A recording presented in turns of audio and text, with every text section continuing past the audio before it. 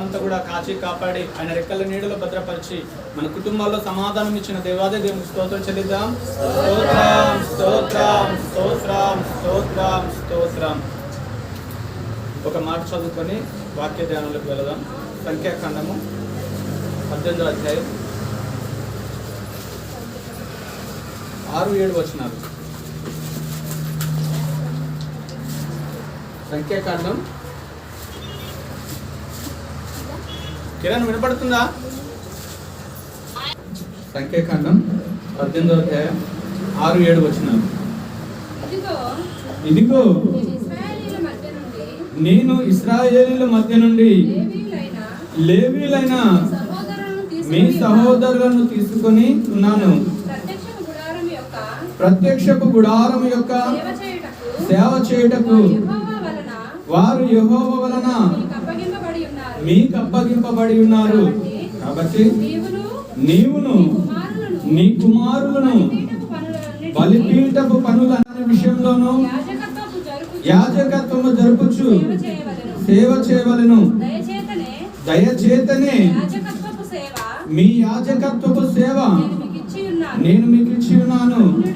అన్యుడు సమీపించిన ఎడల మరణ శిక్ష నందును. ప్రార్థన చేసుకొని కొన్ని మాటలను మనం ధ్యానం చేసుకున్నాం. మమ్మల్ని అంతంగా ప్రేమించే మా ప్రియ పరలోకపు తండ్రి, మీ ఘనమైన శ్రేష్టమైన నామములకు వేలాది వందనాలు స్తోత్రాలు చెల్లిస్తున్నాం. గడిచిన కాలం అంతా మీ రెక్కల నీడలో భద్రపరిచి కాచి కాపాడిన దేవా, ఈ పరిశుద్ధ దినాన నీ పరిశుద్ధమైన పాదాల చెంత మేమందరము కలిసి ఒక కుటుంబంగా ఆరాధించే యోగ్యత ధరిత మాకు ఇచ్చిన విధానం బట్టి నీకు వందనాలు చెల్లిస్తున్నాం. ఇంతవరకు ఆరాధనతో నడిపించిన దేవా, మరొకసారి నీ వాక్యంలో వెళుతుండగా నీ మాటలు ఎత్తుపట్టేందుకు కానీ వివరించేందుకు కానీ యోగుడను కాదు, అల్పుడను అయోగుడను ఎందుకు పనికిరాని నన్ను మీ సన్నిధానంలో నిలవబెట్టిన విధానం బట్టి నీకు వందనాలు. నేను మాట్లాడితే వ్యర్థము ప్రభువా, మాతో మీరు మాట్లాడండి. పరలోక సంబంధమైన వర్తమానాలు మాకు అందించి తండ్రి నా నోటిని బోరుగా వాడుకొని నాయనా నీ సన్నిధి మాకు తోడుంచి పరలోక సంబంధమైన వర్తమానాలు మాకు అందించి మమ్మల్ని బలపరచండి. నీ వాక్యం చేత మా ఆత్మీయ స్థితిని కట్టుకొని నీ వాక్యం చేత మమ్మల్ని మేము బలపరచుకొని వాక్యానుసారంగా మేము జీవించే కృప మాలో ప్రతి ఒక్కరికి దయచేయమని, వినగల చెవులను గ్రహింపగల మనసును ప్రతి ఒక్కరికి అనుగ్రహించమని, అడ్డగిస్తున్న ప్రతి సాతాను క్రియలేస్తూ నామలో బంధిస్తూ లయపరుస్తూ తండ్రి నీ సన్నిధి తోడించి పరిశుద్ధ ఆత్మదేవ మీరే సహాయం చేయమని నజరేయుడైన యేసుక్రీస్తు పరిశుద్ధమైన నామంలో అడిగి వేడుకొని పొందుకొని నామ తండ్రి, ఆమేన్.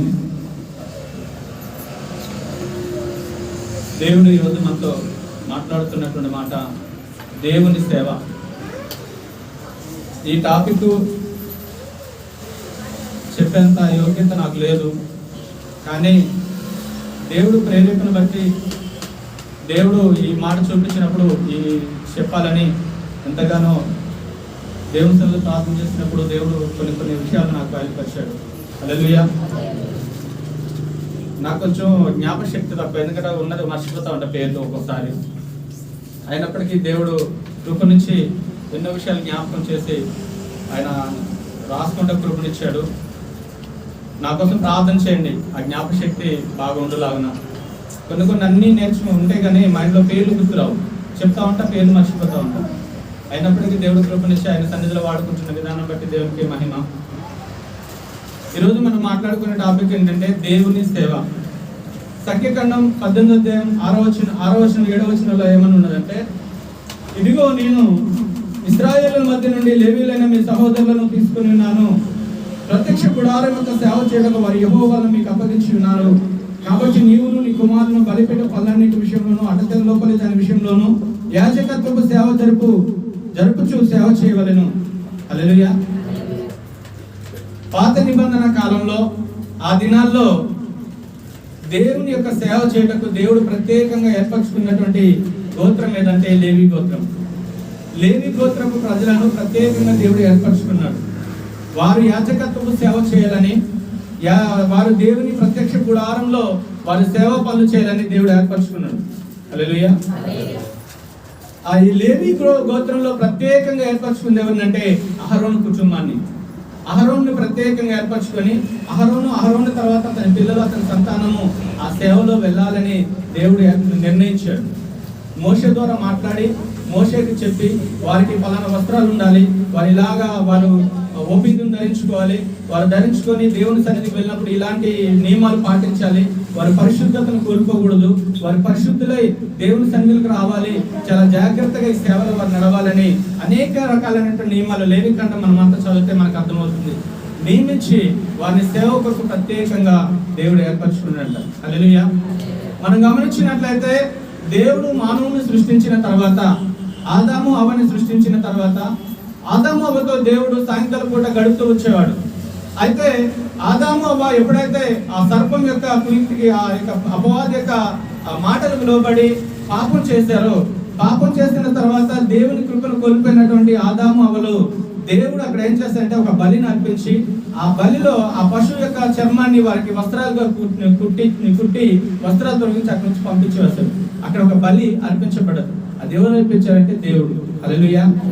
మొట్టమొదట బలి అర్పించింది ఎవరంటే దేవుడే. హల్లెలూయా. ఆ తర్వాత మనం గమనించినట్లయితే నోవా తర్వాత అబ్రహాము, ఇస్సాకు, యాకోబులు వారు దేవుని సన్నిధిలో బలు అర్పిస్తూ వచ్చేవారు. ఆ తర్వాత కాలంలో మనం చూసినట్లయితే ఈ మోషే కూడా బలులు అర్పించడం.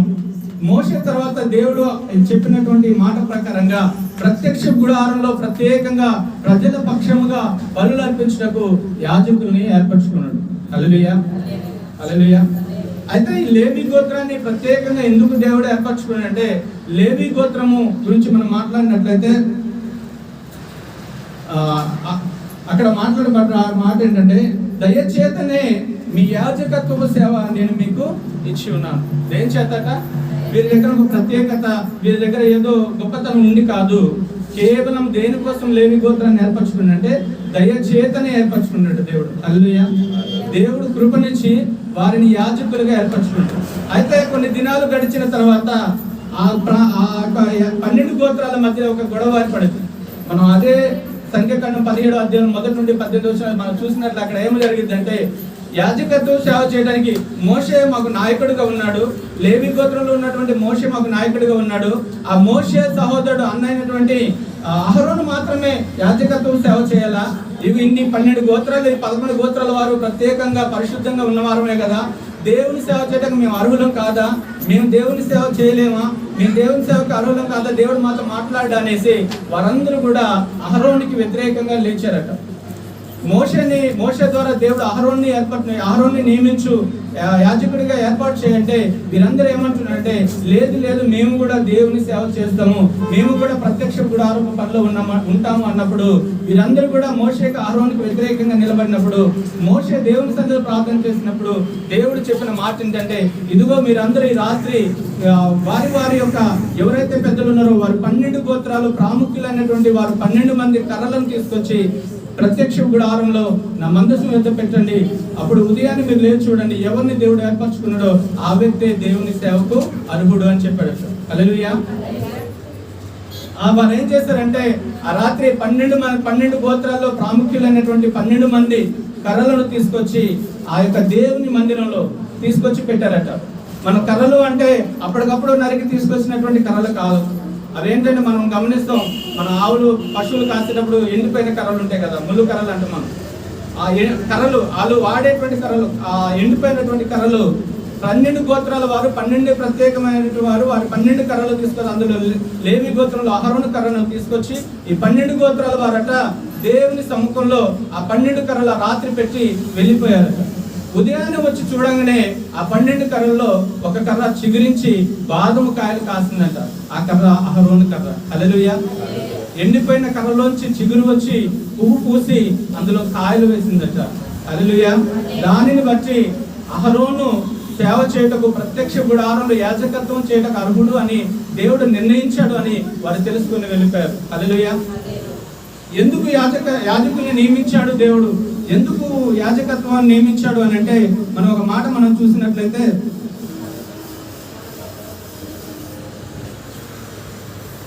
అక్కడే సంఖ్యాకాండము 18వ అధ్యాయం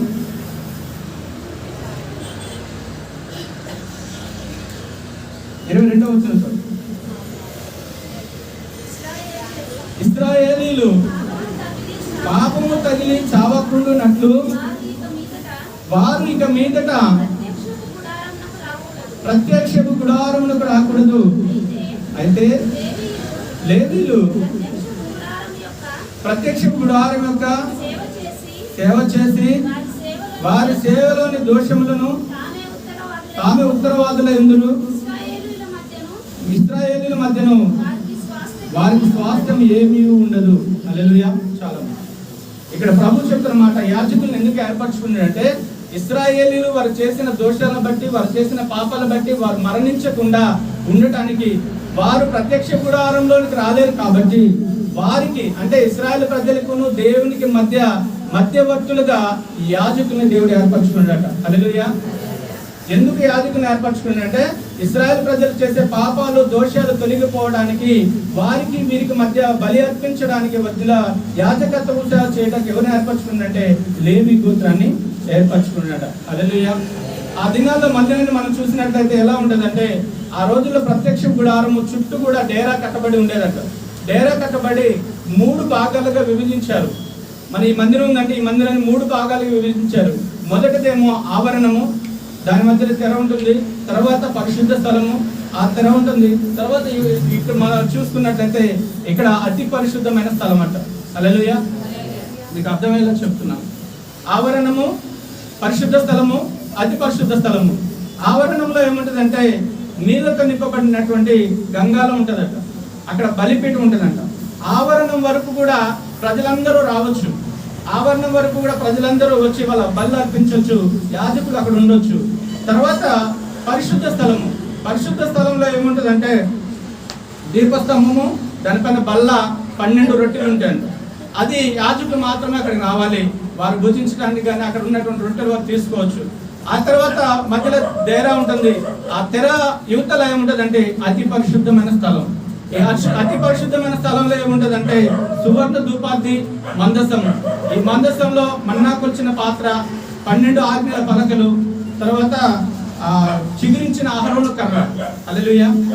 అతి పరిశుద్ధ స్థలంలోకి ఎప్పుడు రావాలంటే సంవత్సరానికి ఒక్కసారి మాత్రమే యాజకుడు వచ్చి వెళ్ళాలట. వారందరి పాపాల నుంచి బలి అర్పించినటువంటి బలి అర్పణ ఆ రక్తంను తీసుకుని సంవత్సరానికి ఒక్కసారి మాత్రమే రావాలట. హల్లెలూయా. ఆ మాట చూద్దాం మనం. లేవి కాండం 16:2-3 చూడు. లేవి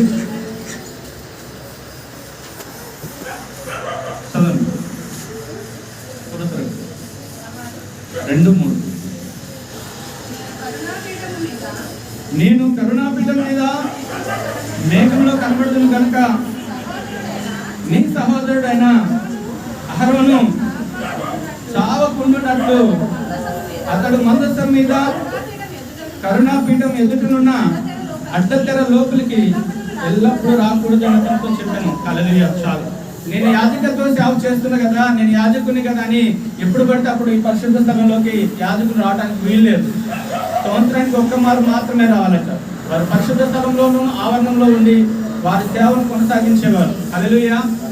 ఇదే రిఫరెన్స్ మనం చూస్తే చదవడం టైం లేదు కాబట్టి లేవి కాండం 16:34, ఫిబ్రవరి 9:7 మనం చూడొచ్చు. పౌలు భక్తుడు కూడా అంటాడు, ప్రధాన యాజకుడు ఒక్కసారి మాత్రమే అతి పరిశుద్ధ స్థలంలోకి వెళ్ళి ఆ బలిపీఠం మీద బలి అర్పించి రక్తాన్ని ప్రోక్షించి వచ్చేవాడని. హల్లెలూయా. అయితే ఆ దినాల్లో ఎలాంటి సేవ ఉండేదంటే ఒకనొక రోజున అహరోను కుమారులు 9 నాదాబు, అబీహును, ఎలియాజరు, ఈతామారు. ఈ 9 మొదటి కుమారులు ఇద్దరు కూడా యాజకులుగా దేవుడు ప్రతిష్ఠించాడు, మోషే ద్వారా ప్రతిష్ఠించాడు. వాళ్ళు ప్రతిష్ఠించిన తర్వాత ఒకరోజు ఏం చేస్తారంటే వారికి తెలియక బయట ఉన్నటువంటి వేరే అగ్నిని తీసుకొచ్చి దేవుని ప్రత్యక్ష గుడారంలో వేరే అగ్ని అంటించినప్పుడట దేవుడి వారిని ముట్టాడట. హల్లెలూయా. యాజకత్వపు సేవ ఎలా ఉన్నదంటే ఆ రోజుల్లో దేవుని సన్నిధిలో వేరే అగ్నిని తీసుకొచ్చి అక్కడ వెలిగించినందుకు ఎమ్మట యాజకులైనటువంటి ఆ ఇద్దరిని మొత్తితే వారు అక్కడే చనిపోయారు. హల్లెలూయా. ఎందుకు అని అంటే పరిశుద్ధత కొద్దిగా కోల్పోయినా కూడా దేవుడు ఒప్పుకునేవాడు కాదు. పరిశుద్ధతను పోగొట్టుకొని దేవుని మందిరానికి వచ్చారంటే వారు తిరిగి వెళ్తారో లేదో తెలియని పరిస్థితి. హల్లెలూయా. ఆ రోజుల్లో యాజకుడట తన నడుముకి కట్టుకొని తాడు కట్టుకొని ఆ తాడు ఆవరణం బయట ఉంచి అతడి యొక్క రక్తాన్ని తీసుకుని లోపలికి వెళ్ళేవాడట. ఆ యాజకుడు కట్టినటువంటి తాడుకి గంటలు ఉండేయట. ఈ యాజకుడు వెళ్ళి ఆ రక్తాన్ని ప్రోక్షించి బయటకు వచ్చేంత వరకు కూడా ఆ గంటలు మోగుతూనే ఉంటాయి. అతను మోగుతున్నాయి అంటే వారికి ఒక ఆలోచన ఏంటంటే ఇతను బ్రతికే ఉన్నాడు, దేవుడు కృప వారిపై అతనిపై ఉన్నదని. ఒకవేళ అతడు చనిపోయాడంటే అక్కడ పడిపోతే వారు లోపలికి వెళ్ళి ఆ యొక్క శవాన్ని తీసుకురావడానికి కూడా వీల్లేదు, వీళ్ళు తాడు పట్టుకొని లాగేవారట. అంత పరిశుద్ధంగా దేవుడు సేవ జరిగేదట. హల్లెలూయా. యాజకత్వపు సేవ, దేవుని సేవ చేయాలి అని అంటే ఎంతో పరిశుద్ధత కావాల్సి ఉండేది ఆ రోజుల్లో. హల్లెలూయా. ఎంతో భయం, దేవుని భయంతో వారు సేవ చేశారు. హల్లెలూయా. అలాంటి ప్రత్యక్ష గుడారంలో సేవ చేసినటువంటి లేవీలు, అంతా దేవుని సన్నిధిలో ఉన్నటువంటి లేవీలకు ఇచ్చినటువంటి దేవుడు ఇచ్చినటువంటి గొప్ప స్వాస్థ్యం ఏంటంటే మనం చదివినట్లయితే సంఖ్యాకాండం 18:20. మరియు యెహోవా అహరోనుతో ఇట్లనెను, వారి దేశంలో నీకు స్వాస్థ్యము కలగదు, వారి మధ్యన నీకు పాలు ఉండదు, ఇశ్రాయేలుల మధ్య నీకు పాలు, నీ స్వాస్థ్యము నేనే. హల్లెలూయా. దేవుని సేవ చేస్తున్నటువంటి వారికి స్వాస్థ్యం ఏంటంట? దేవుడేనంట. ఇప్పుడు ఇశ్రాయేలు ప్రజలు 12 గోత్రాల వారు ఐగుప్తుని విడిచి వారి ఆ దేవుడు ఇచ్చినటువంటి వాగ్దాన దేశానికి వెళ్ళినప్పుడు 11 గోత్రాల వారికి కూడా స్వాస్థ్యం ఉంది. వారి వారి భూభాగాలను వారు పంచుకున్నారు, వారి వారి ప్రాంతాలు వారు పంచుకున్నారు. వారు నివసించాలని, ఈ ప్రాంతం నాకు కావాలి, ఆ ప్రాంతం నాకు కావాలని వారు పంచుకున్నారు. కానీ లేవీలకు ఏమున్నదంటే దేవుడే వారికి స్వాస్థ్యంగా ఉన్నాడట. యెహోషువ వారికి స్వాస్థ్యం పంచలేదు, కానీ దేవుడే వారికి స్వాస్థ్యం అట. హల్లెలూయా. హల్లెలూయా. ఎంత గొప్ప దీవెన లేవీలకు ఇచ్చాడు, లేవీ గోత్రానికి ఇచ్చాడు. మనం ఆలోచిస్తే గమనించండి, ఈ లోక సంబంధమైనటువంటి స్వాస్థ్యము దేవుడు ఇవ్వలేదు, కానీ ఈ దేవుని సేవ చేస్తున్నటువంటి వారికి ఏమి ఇచ్చాడట? ఆయనే స్వాస్థ్యంగా ఉన్నాడట. ఆయనే స్వాస్థ్యంగా ఉన్నాడంటే సమస్తము ఆయనదే ఉన్నప్పుడు అన్ని కూడా మనే అయితే. అంటే ఇప్పుడు ఉదాహరణ మనం చూస్తే, మనం దేవుని మీద ఆధారపడకుండా మన పని మనం చేసుకుంటూ మన శాలరీ మీద ఆధారపడితే ఆ జీతాన్ని బట్టి మనం బ్రతకాలి, లేకపోతే జీతం వస్తేనే మనం బ్రతకాలి, మనం కష్టపడితేనే మనం బ్రతకాలి. అదే దేవుని మీదే ఆధారపడి జీవించినటువంటి వ్యక్తులైతే ప్రతి విషయంలో మనం దేని గురించి ఆలోచించక్కర్లేదు, ఎందుకంటే ఆయనే స్వాస్థ్యమైనాడు కాబట్టి మన ప్రతి అవసరత ఆయనే చూస్తారని ఆయన మీద ఆధారపడతారు. హల్లెలూయా. ఆ రోజుల్లో లేవి గోత్రం దేని మీద ఆధారపడారంటే దేవుని వైపు చూడటంలో ఆధారపడట. వారికి ఏది కావాలన్నా, ఏది అవసరమన్నా వారు ఆలోచించేవారు కాదు, దేవుని సేవ చేస్తూ వారు వెళ్ళేవారు. కానీ దేవుని సన్నిధికి వచ్చిన సమస్తము ఆయన ఇచ్చి వారిని తృప్తిపరుస్తూ, వారిని బలపరుస్తూ నడిపించాడు దేవుడు. హల్లెలూయా. అంత గొప్ప దేవుడు. అంతేకాకుండా వాళ్ళకి ఇచ్చినటువంటి ప్రత్యేకత ఏంటంటే, లేవి గోత్రీకులు మందసాన్ని ఎత్తుకొని నడుస్తూ ఉన్నప్పుడు ముందు నడుస్తున్నప్పుడు యెహోషువ యెరికో పట్టణానికి వెళ్ళేటప్పుడు యోర్దాను నదిలో ఈ లేవి గోత్రీకులు, లేవీయులు మందసం పట్టుకుని అడుగులు పెట్టినప్పుడు ఆ నీరు పల్లకులు ఆగిపోయినట్టుగా దేవుని వాక్యం సెలవిస్తున్నది. ఆ మాట మనం చదివితే యెహోషువ గ్రంథం 3:15 ఉంటుంది మాట.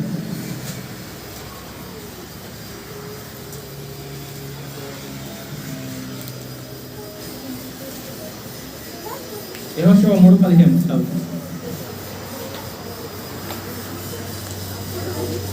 అప్పుడు ఆ మందసము మోయు యాజకుల కాలు 3:15. ఆ మందసం మోయువారు యోర్దానులో దిగిన తర్వాత మందసమును మోయు యాజకుల కాలు నీటి అంచున మునగగానే పైనుండి పారు నీళ్లు బహు దూరమునగా సారెతాను వద్దనున్న ఆదామను పురమున దగ్గర ఏకరాశిగా నిలిచెను. చాలు. హల్లెలూయా. యాజకులు అడుగు పెట్టగానే పారుతున్న నీళ్లు ఆగిపోయి వాళ్ళకి మార్గం ఏర్పడదట. హల్లెలూయా. అంతేకాదు ఆ దినాల్లో రాజులు సైతము యుద్ధానికి వెళ్ళాలంటే, ఇశ్రాయేలు రాజులు యుద్ధానికి వెళ్ళాలంటే, యూదా రాజులు యుద్ధానికి వెళ్ళాలంటే వారు ఏం చేసేవారంటే ముందుగా యాజకుల్ని, మందసం మోయు యాజకుల్ని, లేకపోతే దేవుని స్తుతించేటువంటి లేవి గోత్రికుల్ని వాళ్ళందరినీ తంతి వాయిద్యాలను నిలబెట్టి సైన్యముల కంటే ముందుగా నడిపించేవారట. హల్లెలూయా. ఒక శత్రువుపై యుద్ధం చేయాలి అంటే వారు ఏం చేసేవారంటే ముందుగా దేవుని స్తుతించేవారిని, దేవుని ఆరాధించేవారిని, దేవుని నామని గణపరిచేవారిని ఈ లేవి గోత్రికులను ముందుగా నడిపిస్తూ యుద్ధానికి వెళ్ళేవారు. హల్లెలూయా. యుద్ధ శూరులైనటువంటి వారిని, బలవంతులైనటువంటి వారిని, యుద్ధం చేసే వారిని నిలబెట్టలేదు, కానీ దేవుని సేవ చేసేటువంటి వీరిని ముందు నిలబెట్టి వెళ్తున్నప్పుడు వారు ఎన్నో విజయాలు పొందుకున్నట్టుగా మనం చూస్తాం. మనం గమనించినట్టే 2 దినవృత్తాంత గ్రంథం 20:18 యెహోషాపాతు జీవితంలో అదే జరుగుతుంది. వారు స్తుతించుకుంటూ వెళ్ళినప్పుడు వారి మధ్యనే మాట కంటపెట్టి దేవుడు గొప్ప విజయాన్ని ఇచ్చాడట. ఆ రోజుల్లో యాజకత్వం సేవ చేస్తున్నటువంటి ఒక వారికి ఒక ప్రత్యేకమైనటువంటి స్థానం దేవుడికి కలుగ చేశాడు. హల్లెలూయా, హల్లెలూయా. అలాంటి స్థానం ఇచ్చినటువంటి దేవుడు వారిని ఎందుకు ఏర్పరచుకున్నాడు, వారు ఏం చేసేవారని మనం గమనించినట్లయితే, మనం చూసినట్లయితే ఆవరణంలోకి వచ్చినటువంటి ఆ ఇశ్రాయేలు ప్రజలు ఒక గొర్రెని తీసుకుని వచ్చేవారట. మనం గమనించినట్లయితే ఈ గొర్రె బాగా గమనించండి, నేను చెప్పేటువంటి మాటలు. ఆ గొర్రెని తీసుకుని వచ్చేవారు. ఒక కుటుంబము గొర్రెని తీసుకొని ఆవరణానికి తీసుకొని వచ్చేది. ఇక్కడ గొర్రె నిలబడి యాజకుడు నుంచునేవాడు. ఆ ఆవరణంలో యాజకుడు తన చేయిని ఆ గొర్రె మీద వేసి, ఆ కుటుంబంలో ఉన్న వారందరూ కూడా ఆ గొర్రె మీద చేయి వేసి ప్రార్థన చేసేవాడట యాజకుడు. ఏమనంటే, ప్రభువా, ఇదిగో ఈ యొక్క కుటుంబం చేసినటువంటి ప్రతి దోషము, ఈ కుటుంబంపై ఉన్నటువంటి ప్రతి శాపము, ఈ కుటుంబంపై ఉన్నటువంటి ప్రతి దోషాన్ని ఈ గొర్రె మీద మోపుతున్నానయ్యా. ఈ గొర్రెని బలిగా అర్పిస్తున్నాను. ఈ గొర్రె రక్తాన్ని నేను చిందిస్తున్నాము. ఈ గొర్రె రక్తాన్ని పాదాల చేత పోస్తున్నాము. కాబట్టి ఈ కుటుంబంపై ఉన్నటువంటి శాపము, ఈ కుటుంబంపై ఉన్నటువంటి దోషం అంతా తొలగించండి అని ఆయన యాజకుడు ప్రార్థన చేసి ఆ బలిపీఠం యొక్క ఈ గొర్రెని బలిగా అర్పించేవాడట. హల్లెలూయా. అంటే అర్థం ఏంటంటే, దేవుని యొక్క యాజకుడు ఆ ప్రజల పాపముల నిమిత్తమై ఈ గొర్రెపిల్లని మధ్యవర్తిగా ఉంచి ఆ పాపమంతా కూడా గొర్రెపిల్ల మీద మోపి ఆ గొర్రెపిల్లను వధించి ఆ గొర్రెపిల్ల రక్తాన్ని తీసుకొని ఆ యొక్క ప్రత్యక్ష కూడా పరిశుద్ధ స్థలం, అతి పరిశుద్ధ స్థలంలోకి వెళ్ళి ఆ అతి పరిశుద్ధ స్థలంలో దేవుని దగ్గర ప్రోక్షించేవాడట. హల్లెలూయా. అందువల్ల ఈ గొర్రెపిల్ల చనిపోవడం వల్ల ఈ అతి పరిశుద్ధ స్థలంలో ప్రోక్షించబడినటువంటి రక్తాన్ని బట్టి ఈ యొక్క కుటుంబానికి ఉన్నటువంటి ఆ శాపము కానీ, ఆ కుటుంబం చేసినటువంటి పాపములు కానీ, ఆ కుటుంబం చేసినటువంటి దోషాలు కానీ తొలగిపోయి దేవుని కృపను వారు పొందుకునేవారు. హల్లెలూయా. అర్థమవుతుందా? అంటే ఇక్కడ మనం గమనించినట్లయితే ఈ గొర్రెపిల్ల దగ్గర నుంచున్నటువంటి ఈ యొక్క కుటుంబం ఏమనుకుంటుందంటే, ప్రభువా, ఇదిగో నాకు ఉన్నటువంటి దోషం, ఆ కుటుంబంలో ఉన్నటువంటి పాపం అంతా కూడా ఈ గొర్రెపిల్ల మీద మోపుతున్నాం. అంటే ఆ కుటుంబానికి ఏమని ఆలోచిస్తారంటే, ఇదిగో నా కుటుంబంలో ఉన్నటువంటి పాప భారము, నా కుటుంబంలో ఉన్నటువంటి దోషం, నా కుటుంబంలో ఉన్నటువంటి ఆ యొక్క శాపం అంతా కూడా దీని మీద మోపుతున్నాము. కాబట్టి ఇది మా కొరకు బలి అర్పిస్తున్నాం అని చెప్పి ఆ రోజుల్లో మచ్చైనా మడతైనా ఏది లేకుండా మచ్చ లేని గొర్రెపిల్లని తీసుకొచ్చేవారట. లేత గొర్రెపిల్లని తీసుకొచ్చేవారట. అది ముసలిది లేకపోతే బలహీనమైంది కాకుండా, అది కూడా గొర్రెపిల్లని తీసుకొచ్చినప్పుడు ఎలాంటి గొర్రెపిల్ల కావాలంటే అది పరిశుద్ధంగా ఉన్న గొర్రెపిల్ల అయి ఉండాలి. అది మచ్చ ఉండకూడదు, దానికి మరకలు ఉండకూడదు, దానికి రోగం ఉండకూడదు, దానికి ఏముండకూడదు అంటే అది బలహీనమై ఉండకూడదు. అది బలం కలిగినదై, లేతదై, అది మచ్చ లేనిదై ఉండాలట. హల్లెలూయా. మీరు ఏం చేసేవారంటే ఈ కుటుంబం కూడా దాని మీద భారం మోపేవారట. అయితే ఈ యాజకుడు ఏం చేసేవాడంటే ఆ కుటుంబ భారం అంతా కూడా దీని మీద మోపేవాడు. మోపి ఆ బలిపీఠం మీద దీన్ని బలి అర్పించి దాని రక్తాన్ని తీసుకుపోయి బలిపీఠం మీద కొమ్మల మీద ప్రోక్షించి ఆ అతి పరిశుద్ధ స్థలానికి తీసుకువెళ్ళేవాడు. హల్లెలూయా. అయితే మన ప్రభు అయిన యేసుక్రీస్తు వారు ఈ లోకానికి వచ్చిన తర్వాత అప్పటి వరకు చేసినటువంటి యాజకులు చేసినటువంటి సేవ, అప్పటి వరకు యాజకులు చేసినటువంటి సేవ ప్రభు అయిన యేసుక్రీస్తు వారు మన కోసం ఈ లోకానికి వచ్చిన తర్వాత మనం గమనించినట్లయితే ఈ గొర్రెపిల్ల సముఖంలో ఆయనే నిల్చున్నాడు. హల్లెలూయా. ఆయన గొర్రెపిల్ల సముఖంలో నుంచున్నాడు. మరి సముఖంలో నుంచున్నప్పుడు ఆ పక్కన ఉండాల్సిన యాజకుడు కావాలి. మరి యాజకుడు ఎవరంటే ఆయనే యాజకుడిగా అయ్యాడు.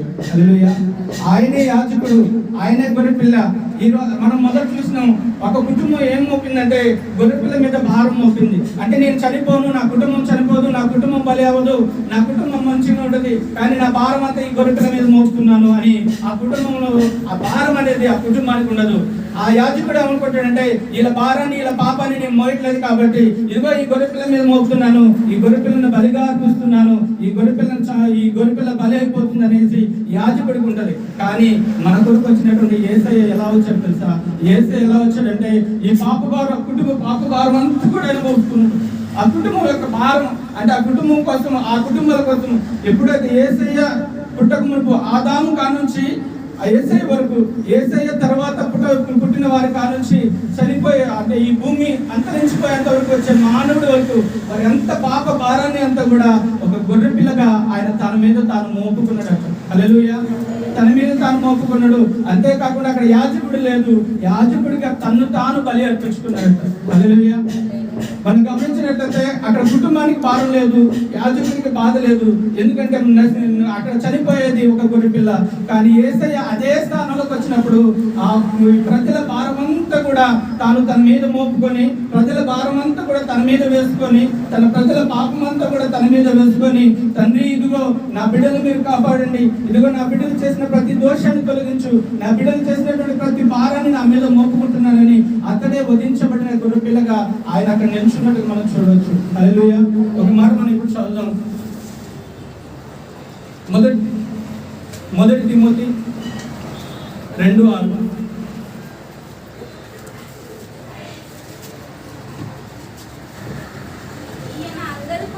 ఈయన అందరి కొరకు విమోచన క్రయధనముగా తన్ను తానే సమర్పించుకునెను. చాలా ఎలా సమర్పించుకున్నాకండి? ప్రజలందరి కొరకు, వారి అందరి విమోచన క్రయధనము కొరకు తనను తానే సమర్పించుకున్నాడట. హల్లెలూయా. ఇంకొక మాట చదువుదాం. గలతీ 1:4.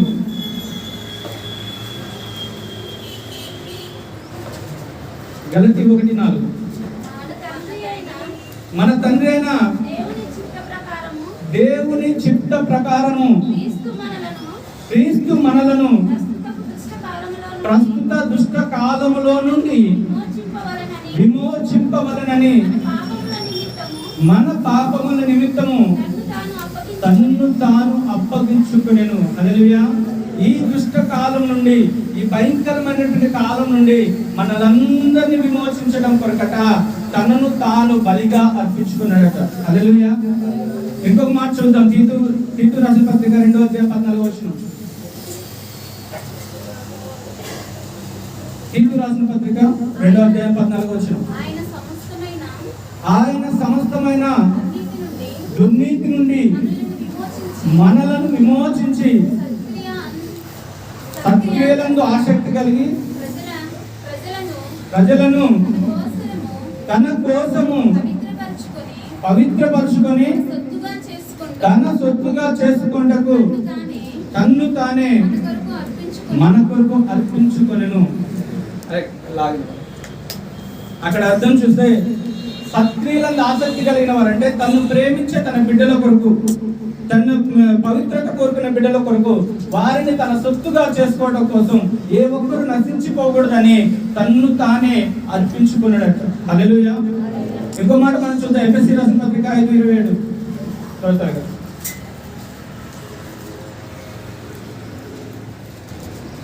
ఎఫెసీ 5:27. ఎఫెసీ 5:27. 27 అటువలే మీరు క్రీస్తు కూడా సంఘమును ప్రేమించి అది కలంకమైనను ముడతైనను అట్టిది మరి ఏదైనను లేక పరిశుద్ధమైనది గాను నిర్దోషమైనది గాను మహిమ గల సంఘముగా ఆయన తన ఎదుట దానిని నిలవబెట్టుకొనవలెనని వాక్యముతో ఉదక స్నానము చేత దానిని పవిత్రపరచి పరిశుద్ధపరచి దాని కొరకు తన్ను తాను అప్పగించుకొనెను. హల్లెలూయా. 4 విషయాలు ఇక్కడ మనం చూసాం. మొట్టమొదటి ఏంటంటే అందరి కొరకు, ప్రజలందరి కొరకు విమోచన క్రయధనమును ఆయన అక్కడ చెల్లించాడు. హల్లెలూయా. అలాగే దుష్టకాలం, ఈ దుష్టకాలం నుండి ఈ మన పేతురు చెప్పాడు, అపవాదైన సాతాను గర్జించి సింహం వల్లే ఎవరిని మృంగుతున్నాను ఎదురు చూస్తున్నాడు,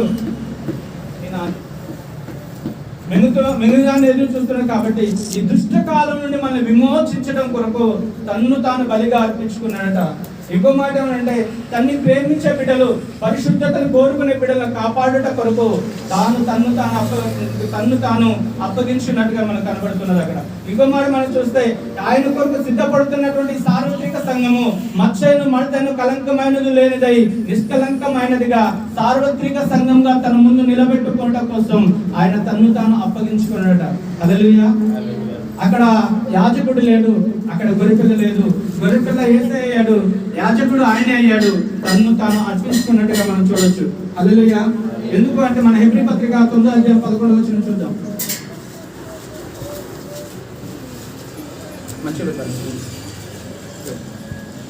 హెబ్రీ పత్రిక 9:11 త్వరగా చూద్దాం.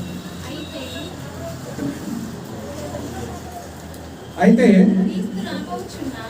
క్రీస్తు రాబోచున్న మేలుల విషయమై ప్రధాన యాజకుడిగా వచ్చి తానే నిత్యమైన విమోచన సంపాదించి హస్తకృతము కానిది అనగా ఈ సృష్టి సంబంధము కానిది మరి ఘనమైనది పరిపూర్ణమైనది నైనా గుడారము ద్వారా మేకల యొక్కయు కోడెల యొక్కయు రక్తముతో కాక తన స్వరక్తముతో ఒక్కసారి పరిశుద్ధ స్థలములో ప్రవేశించును. ఏలైనగా మేకల యొక్కయు ఎడ్ల యొక్కయు రక్తమును మైలపడిన వారి మీద ఆవు దూడ బూడిద చలుటయు శరీర శుద్ధి కలుగునట్లు వారిని పరిశుద్ధపరిచిన ఎడల నిత్యుడగు ఆత్మ ద్వారా తన్ను తాను దేవునికి నిర్దోషినిగా అర్పించుకొనిన క్రీస్తు యొక్క రక్తము నిర్జీవ క్రియలను విడిచి జీవము గల దేవుని సేవించుటకు మీ మనస్సాక్షిని ఎంతో ఎక్కువగా శుద్ధి చేయను. చాలమ్మా, హల్లెలూయా. ఈ మాట మనం చదివినట్లయితే మనుషులు గొర్రెల యొక్కయు మేకల యొక్కయు కోడె ఎద్దుల యొక్కయు రక్తంతో కాకుండా తన్ను తాను విమోచన క్రయధనముగా దేవునికి సమర్పించి తన రక్తాన్ని దేవునికి అతి పరిశుద్ధ స్థలంలో సమర్పించాడట. హల్లెలూయా. మనం గమనించినట్లయితే యేసుక్రీస్తు ప్రభువారు చనిపోయి పునరుద్ధానుడై 3వ దినాన లేస్తానని చెప్పినప్పుడు అక్కడ శిష్యులు వచ్చి అందరూ చూసి వెళ్ళిపోతారు. ఆ తోట దగ్గర మగ్దలేని మరి నుంచొని ఉంటది. నుంచున్నప్పుడు యేసు ప్రభువారు కనపడినప్పుడు ఆ మగ్దలేని మరి ఒక మాట అంటది, అయ్యా మా యొక్క బోధకుడి యొక్క శవాన్ని నువ్వు తీసుకువెళ్ళావా, ఉంటే చెప్పు అని అంటే మరియా అని పిలిచినప్పుడు అక్కడ మరియా అంటది కదా, రబ్బూని అంటది, బోధకుడా అని చెప్పి అతని దగ్గరికి వెళ్ళి ముట్టుకుందాం అనుకుంటే అక్కడ యేసే ఒక మాట అంటాడు, నేను ఇంకా తండ్రి యొద్దకు ఎక్కిపోలేదు, అందుకు నన్ను ముట్టుకోవద్దు అంటాడు. ఎందుకు అని అంటే దేవుడు అర్పించినటువంటి బలి అర్పణ ఆ రక్తాన్ని తండ్రి అయినటువంటి దేవుని యొద్దకు ఇంకా తీసుకువెళ్ళలేదు. ఆయన పరలోకానికి వెళ్ళి ఆ తండ్రి దగ్గర తండ్రి పాదాల యొద్ద తన రక్తాన్ని ప్రోక్షించి సమస్త మానవాల పాప క్షమాపణ నిమిత్తమై బలి అక్కడ సమర్పించిన తర్వాత తిరిగి వచ్చి 40 రోజులు వారి ఎదుట కనపడడం మనం చూడొచ్చు. హల్లెలూయా. అర్థమవుతుందా? అంటే యాజకుడు ఆ రోజుల్లో ఎందుకు దేవుడు ఏర్పరచుకున్నాడంటే పాపం చేసినటువంటి మనుషుల యొక్క పాపాలన్నీ కూడా ఆ గొర్రెపిల్ల మీద మోపి ఆ గొర్రెపిల్లని యాజకుడు బలి అర్పించి దేవుని సన్నిధానానికి వెళ్ళి ఆ రక్తాన్ని ప్రోక్షించినప్పుడు ఆ కుటుంబం అంతా కూడా క్షమించబడేది. హల్లెలూయా. అదే యాజకుడు తర్వాత యేసు ప్రభువారు తానే గొర్రెపిల్లగా ఈ లోకానికి వచ్చి తానే యాజకుడిగా మారి తన్ను తాను బలిగా అర్పించుకొని తన రక్తాన్ని ఎక్కడ పోసాడంటే తన తండ్రి పాదాల మీద పోసినప్పుడు సమస్త మానవాల పాపాలు క్షమించబడ్డాయట. హల్లెలూయా. సమస్త మానవాల పాపాలకి పాప క్షమాపణ దొరికిందట. హల్లెలూయా. ఎవరైతే యేసుక్రీస్తు రక్తంలో కడగబడతారో వారు క్షమించబడి కృపను పొందుకునే వారిగా ఉన్నారని దేవుని వాక్యం సెలవిస్తున్నది. హల్లెలూయా. ఆ రోజు వరకు యాజకులకు అప్పగించినటువంటి బాధ్యత ఎవరికి అప్పగించబడదంటే యేసుక్రీస్తు ప్రభువారు చనిపోయి యాజకుడు లేకుండా ఆయన యాజకుడై ఆయన గొర్రెపిల్ల అయి చనిపోయిన తర్వాత ఆయన ఏర్పరచుకున్నటువంటి 12 మంది శిష్యులకి ఆ బాధ్యత అప్పగించబడదట. హల్లెలూయా. ఆ యాజక సేవ ఎవరికి అప్పగించబడదంటే 12 మంది అపోస్తలకి ఆ సేవ దేవుడు అప్పగించాడు. అపోస్తల కార్యం 1:8 మనం చదువుదాం.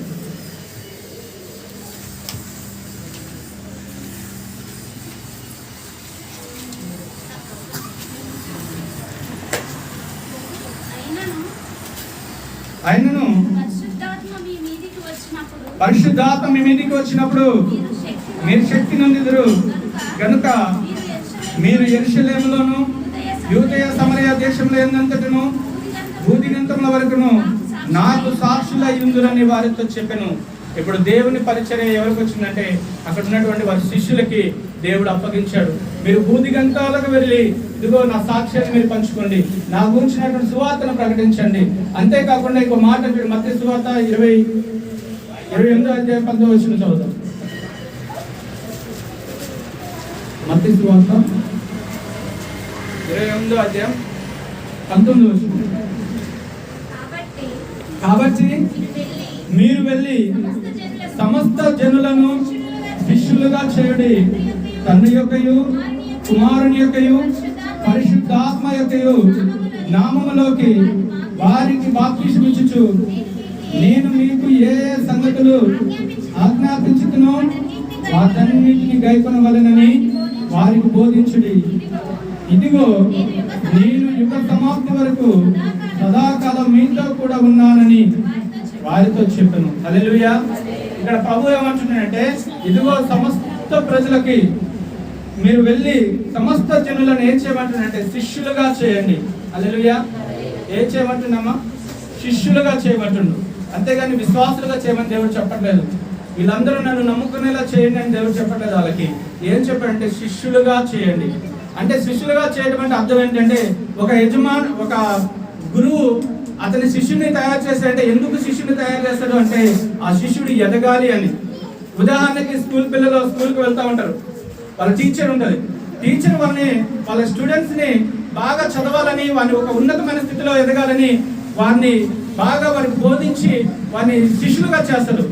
ఎందుకు వారు శిష్యులు అవుతారంటే వారు పెద్ద అయిన తర్వాత వారు ఎందుకు నేర్చుకున్నటువంటి విద్యను బట్టి, నేర్చుకున్న దాన్ని బట్టి వారు ఏం చేస్తారంటే ఒక్కొక్కరు ఇంజనీర్ అవ్వాలని, డాక్టర్ అవ్వాలని, ఒక కలెక్టర్ అవ్వాలని, ఒక ఐఏఎస్ ఆఫీసర్ అవ్వాలని, లేకపోతే ఆయన ఏదైతే గురువు ఉన్నాడో ఆ గురువు లాగా వాళ్ళు కూడా టీచర్ అవ్వాలని.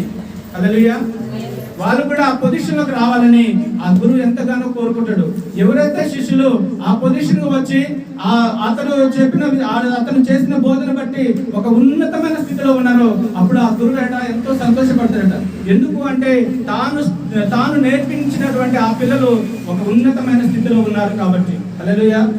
అలాగే దేవుడు ఏం కోరుకుంటున్నాడంటే సమస్త ప్రజలు కూడా శిష్యులుగా మారాలి. హల్లెలూయా. సమస్త ప్రజలు కూడా శిష్యులుగా తయారు చేయండి అని దేవుడు కోరుకున్నాడు. ఈ రోజున సంఘంలో రక్షించబడి దేవుని సన్నిధికి వస్తున్నట్టు మన జీవితాల్లో మనం అనుకున్నది ఏంటంటే, నేను దేవుని నమ్ముకున్నాను, దేవుని సన్నిధికి వెళ్తున్నాను, నేను దేవుని ఎరిగాను చాలు అని అనుకుంటాం. కానీ దేవుడు మనతో చెప్తున్న మాట ఏంటంటే నువ్వు ఒక శిష్యుడిగా మారాలి. హల్లెలూయా. నువ్వు దేవుని సేవ చేసే ఒక యాజకుడిగా నువ్వు మారాలి. నువ్వు దేవునికి ఒక వాడబడే ఒక పాత్రగా నువ్వు మారాలి. ఆనాడు యాజకులకు ఆగిపోయినటువంటి సేవ ఎవరికి అప్పగించాడంటే సమస్త ప్రజలకు అప్పగించాడు. ఆనాడు 12 గోత్రాల వారు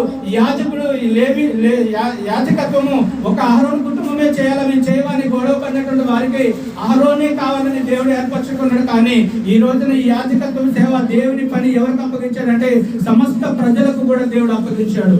నీ ద్వారా ప్రతి ఒక్కరి ద్వారా దేవుడు ఈ పని చేయాలని కోరుకుంటున్నాడు. హల్లెలూయా. హల్లెలూయా. ఎందుకు అంటే ఆ రోజున బలి అర్పించబడినప్పుడు యాజకుడు లేడు, గొర్రెపిల్ల లేదు. కేవలం ఆయనే గొర్రెపిల్లగా, ఆయనే యాజకుడిగా ఉండి ఆయన సమస్త మానవాల కొరకు క్రయధనాన్ని చెల్లించి పరిశుద్ధ స్థలంలో అతి పరిశుద్ధ స్థలం మధ్యలో ఉన్నటువంటి ఆ తెరను చింపివేశాడట. హల్లెలూయా. ఆ మధ్యలో తెర తొలగిపోయింది. ఆ రోజున అతి పరిశుద్ధ స్థలానికి వెళ్ళాలంటే యాజకుడు సంవత్సరం ఒక్క మారే వెళ్ళాలి. కానీ ఈ రోజున ప్రతి మానవుడు అతి పరిశుద్ధ స్థలానికి వచ్చి ఆరాధన చేయడానికి యోగ్యుడు. ఎందుకంటే మన పక్షంగా క్రీస్తు యేసు రక్తము చిందించబడి పరలోకంలో ఆయన పాదాల కింద పోయబడ్డది కాబట్టి మనం అందుకు అర్హులమయ్యాము. హల్లెలూయా. హల్లెలూయా. కాబట్టి సంగమా మనం నేర్చుకోవాల్సింది, మన దేవుడు మనతో మాట్లాడుతున్న మాట ఏంటంటే మనం ప్రతి ఒక్కరము బాధ్యత కలిగి నడుచుకోవాలట. మనము దేవుని సన్నిధికి వచ్చిన ప్రతి ఒక్కరము నేను ఏదో మామూలు విశ్వాసిని అనుకొని మనం అనుకోవటం కాదు. దేవుడు నేను ఎందుకు ఏర్పరచుకున్నాడంటే నువ్వు ఒక యాజకుడవు. అందుకే పేతురు భక్తుడు అంటాడు కదా, పేతురు రాసిన పత్రిక 2వ అధ్యాయం 9వ వచనం ఒక మాట చదువుదాం.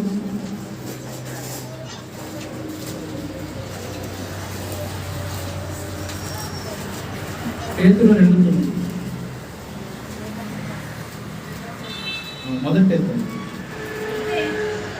అయితే మీరు చీకటిలో నుండి ఆశ్చర్యకరమైన తన వెలుగులోనికి మిమ్మును పిలిచిన వాని గుణాతిశయములను ప్రచురము చేయు నిమిత్తము ఏర్పరచబడిన వంశమును, రాజులైన యాజక సమూహమును, పరిశుద్ధ జనమును, దేవుని సొత్తైన ప్రజలు నై ఉన్నారు. హల్లెలూయా.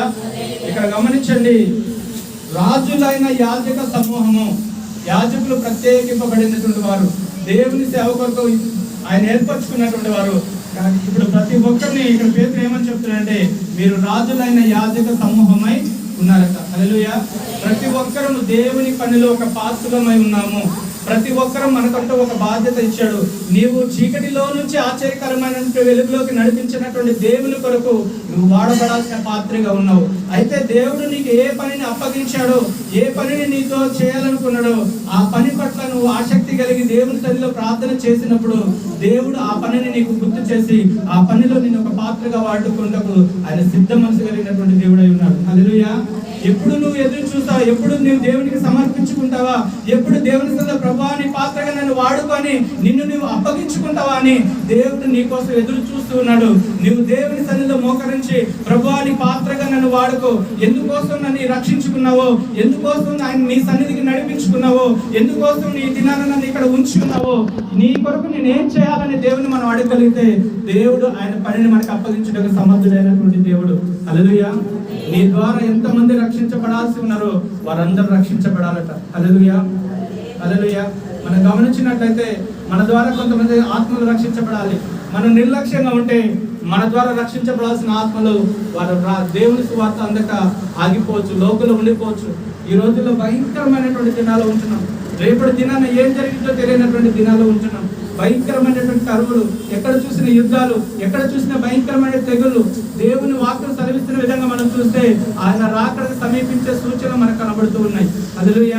నా రాకడ సమీపించినప్పుడు అక్కడక్కడ యుద్ధాలు జరిగితే, అక్కడక్కడ కరువులు వస్తాయి, అక్కడక్కడ భయంకరమైన తెగులు చేత తెగులు వస్తాయి. అలాంటి సూచనలు వచ్చినప్పుడు నా రాకడ సమీపిస్తుందని తెలుసుకోండి అని దేవుని వాక్యం మత్తయి స్తోత్రం రాయబడి ఉన్నది. కాబట్టి భయంకరమైన దినాలు మనం ఉన్నాం. మనం సంఘంలో ఉన్న ప్రతి ఒక్కరము ఒక పనిముట్టుగా ముందుకు కదలగలిగితే దేవుని రాజ్యాన్ని మనం కట్టేవారుగా ఉంటాం. హల్లెలూయా.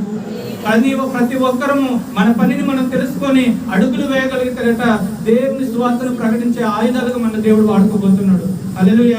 ఈ ఆల్ ఇండియా దేవుని సైనికుల సంఘంలో ఉన్న ప్రతి ఒక్కరూ వారి వారి పనిని గుర్తించి దేవుని సన్నిధిలో ప్రార్థించగలిగితే ప్రతి ఒక్కరిని దేవుని వాడుకొని ఈ సంఘాన్ని విస్తరించుటకు దేవుడు గొప్ప కృపను చూపబోతున్నాడు. హల్లెలూయా.